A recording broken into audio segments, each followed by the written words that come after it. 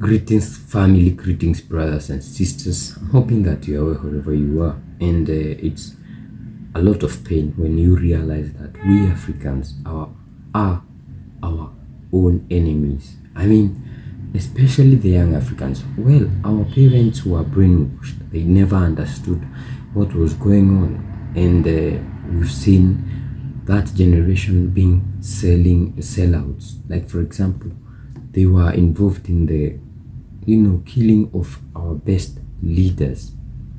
That generation, when we talk about Thomas Sankara, this is his friend.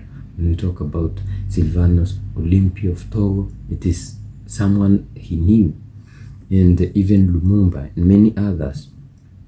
But we never expected it to get to our very, very, very young generation, and this is where we are. If you know yourself that you're not South African, please stand up. Please stand up. Please don't try and stand up right now. Stand up.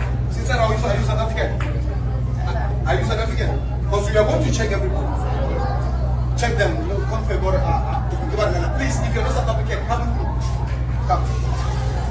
Come with me. Come.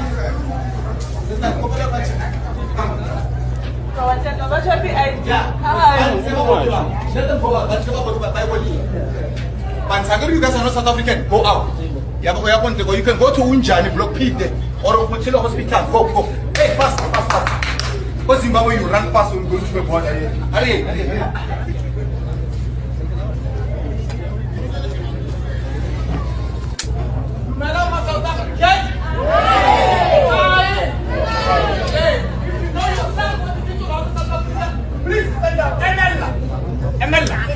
If you know yourself that you're not South African, all these nurses and doctors, they are here for South Africans. Get up South Africa. Please stand up. Don't try us. What's that? You run fast in the border again.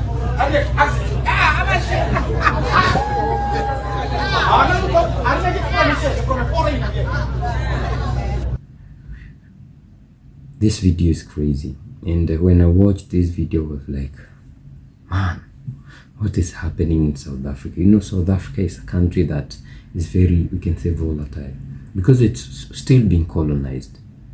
And although all of us are being colonized in one way or the other, South Africa is more than ever being colonized, because they just gained independence just the other day, 1994.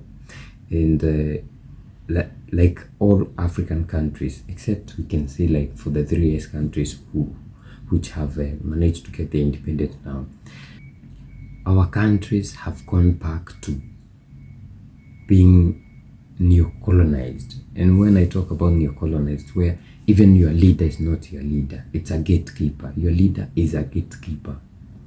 So you are just there, but you don't help your people. You loot with your friends and you serve the interests of the master. That's what has been happening even in the 3 countries of the ES until our brothers Ibrahim Traore, Wetasimi and Abdurrahman Tiani took over.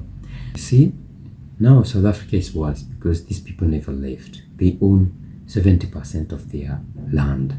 The black people live in slums. They live in camps where they live in townships, and these townships are like villages built on the sidelines of these massive lands which are owned by the white people.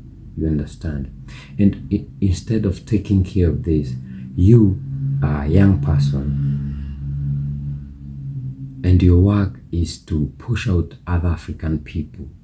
And you are, man, let me tell you about this kid. This guy started a group called Operation Dudula, and it's like they are uprooting, they blame all the bad things that are happening in South Africa, criminal gangs and all that, they blame on foreigners. And when we talk about foreigners, who, for example, the ones who are in the hospital, these are women and children. I mean, you're from Zimbabwe, but you live across the border. So the best hospital and closer to you is in South Africa. It happens just like that in my own mother country, Kenya, where you find that people of Tanzania who come to the schools in Kenya, and people of Kenya who go to the hospitals in Tanzania. It's okay. We are one. This shit was introduced in 1894 after the Bali Conference. Man, it's not our thing. We used to live together. If you go to the border of Zimbabwe and South Africa, you find one tribe, the Debele, crossing, being in both countries. My grandmother lives in the other side. I live in the other side. I might be from Zimbabwe. She is from South Africa. We are from the same kingdom, Debele. Or I live in Kenya. My grandmother lives in Tanzania. I'm from the same tribe. I am Maasai. But now, someone stupid, I think he's being paid by someone, because where does he get money from? Someone comes and, removes that unity. And it doesn't matter you are from the same kingdom or micronation. You have to go where your IDs is.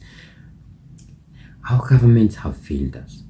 And if we don't work towards uniting our very own self, we won't go anywhere. So I don't know if this guy ever went to school and where he went to school, but what I know is this guy has someone in his pockets, because there's no way you can do that to an old woman or a child. I mean, it's so easy. Just let them be. Just let them be treated. I mean, you're not the doctor. You see, there are many hospitals. So this is a very big problem coming from a young person like this one. There was a time when he started, we thought he was going the Malema way, but I think he got someone to put something in his pocket, and he became more chasing out other black people out of South Africa. Not the white people, black people. It's black people out of the South Africa. It's Zimbabweans, it's Mozambicans, it's Nigerians, it's Kenyans. And this is where xenophobia comes from, because if this shit that he started comes to the brains of some people, it becomes deadly. But does he care? He's being paid, and this is not good as a young person from Africa. I mean, if there's no good hospitals in Uganda, and someone from Uganda comes to a better hospital in Kenya, I should support that, because it's not that he would not like his country to have a good hospital. No, it's only that the government has failed them, and maybe they are looting. Like I know in Zimbabwe they have crazy priorities. I mean, you see the president doesn't care, the people don't have hospitals. Even in Kenya, even in many African countries, the hospitals' money is being looted, funds that were supposed to go to these hospitals. So you find someone going to another country, and it happens that other country, they have free healthcare, and the doctors who are treating there will say, you know what, we will treat you because we are family.